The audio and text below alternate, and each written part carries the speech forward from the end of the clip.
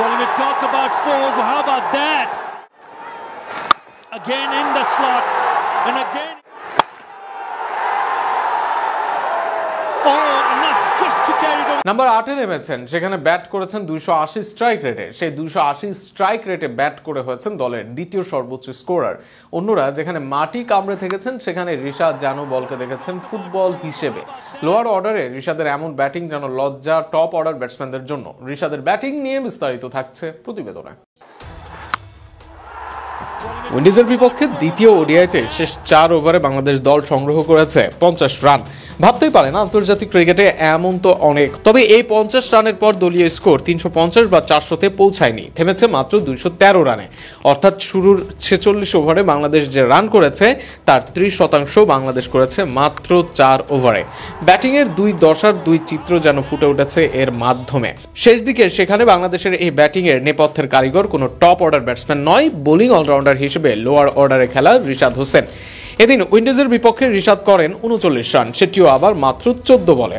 4 ও 6 হাঁকান সমানভাবে, 3টি 4-এর সঙ্গে ছিল 3টি বিশাল 6।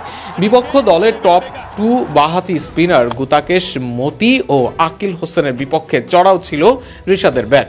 যে দুইজন মিলে বাংলাদেশের নিয়েছেন মোট 5টি উইকেট। তাদেরকে মেরে যেন বলের সুতো পরিবর্তন করে দিলেন রিশাদ। এর আগের ম্যাচেও ব্যাট হাতে ক্যামিও খেলেন রিশাদ। নিয়মিত এ ধরনের ক্যামিও খেলে রিশাদ প্রমাণ করেন তিনি ব্যাটটাও চালাতে পারেন বেশ ভালোভাবেই। অথচ টপ অর্ডারের ব্যাটিং ছিল চোখের শাস্তি। শান্ত, অঙ্কন, মেহেদিরা একের পর এক ডট খেলেছেন, দলের উপর চাপ বাড়িয়েছেন, রান রেটকে করেছেন মন্থর। ফেয়ারলেস ও হার্ড হিটিং ব্যাটিংয়ের জন্য সুপরিচিত সৌম্য এদিন ব্যাট করেন মাত্র 50 স্ট্রাইক রেটে। অন্যরাও কাজের কাজ করতে পারেননি কিছুই, আর সেখানে ম্যাচের চিত্র বদলে দেন রিশাদ। রিশাদের কল্যাণে সম্ভাব্য 180 বা 190 রানের সম্ভাব্য থেকে 25 থেকে 30 রান বেশি পায় বাংলাদেশ দল। একই সাথে রিশাদের ইন্টেন্ট ছিল অন্যদের লজ্জাও।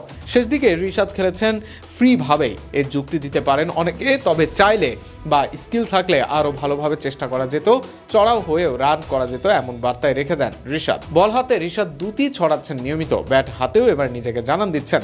একই সাথে টপ অর্ডারদের বার্তা দিয়ে যাচ্ছেন দায়িত্ব নিতে হবে তাদেরও।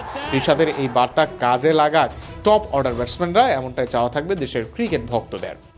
অথচ টপ অর্ডারের ব্যাটিং ছিল চোখের শাস্তি। শান্ত, অঙ্কন, মেহেদিরা একের পর এক ডট খেলেছেন, দলের উপর চাপ বাড়িয়েছেন, রান রেটকে করেছেন মন্থর।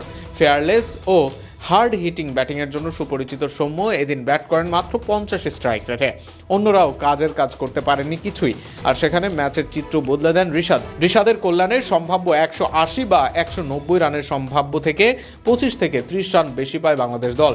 একই সাথে রিশাদের ইন্টেন্ট ছিল অন্যদের লজ্জাও। শেষ দিকে রিশাদ খেলেছেন